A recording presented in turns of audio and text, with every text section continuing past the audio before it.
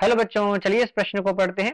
एक समतल में चार बिंदु A comma B comma C comma D हैं कोमा तो सदिश ए बी प्लस सदिश बी सी प्लस सदिश सी डी प्लस सदिश डी ए का मान ज्ञात कीजिए। इस प्रश्न को हल करने की मुख्य अवधारणा है। मुख्य अवधारणा मान लेते हैं हमारे पास ये एक सदिश है ए बी। इसकी जो दिशा है वो ए से बी की ओर है। तो मैं इसे इस प्रकार लिखता हूं। हम जानते हैं कि जो हमारे सदिश होते हैं उसमें परिमाण और दिशा की आवश्यकता होती है। इसकी दिशा ए से बी है तो मैं इसे लिखता हूं सदिश ए बी। इसे मैं एक प्रकार से और लिख सकता हूं सदिश बी ए। लेकिन हम देख पा रहे हैं इसकी दिशा ए से बी है और मैंने लिख दिया है बी से ए, तो इसलिए हम जो है इसे आगे माइनस लगा देते हैं और इस प्रकार से हम इसे लिख सकते हैं। चलिए अब इस प्रश्न को हल करते हैं।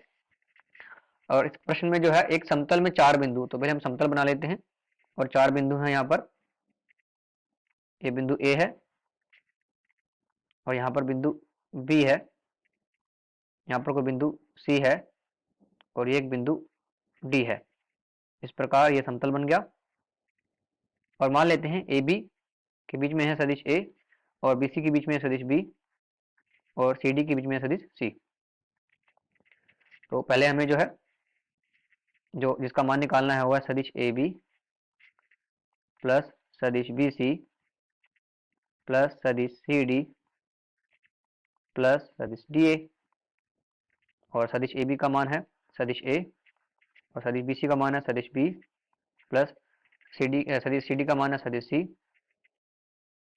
और यहाँ पर आ जाएगा माइनस का सदिश ए डी, क्योंकि मैंने इसको जो है घुमा के लिख दिया और जैसे ही मैंने इनकी जो है दिशा को चेंज किया तो आगे हमें पता है माइनस आ जाएगा।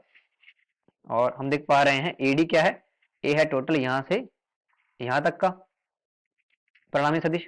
तो अब जो है हम ए डी भी निकाल लेते हैं। यहाँ है सदिश ए प्लस सदिश बी और प्लस सदिश सी।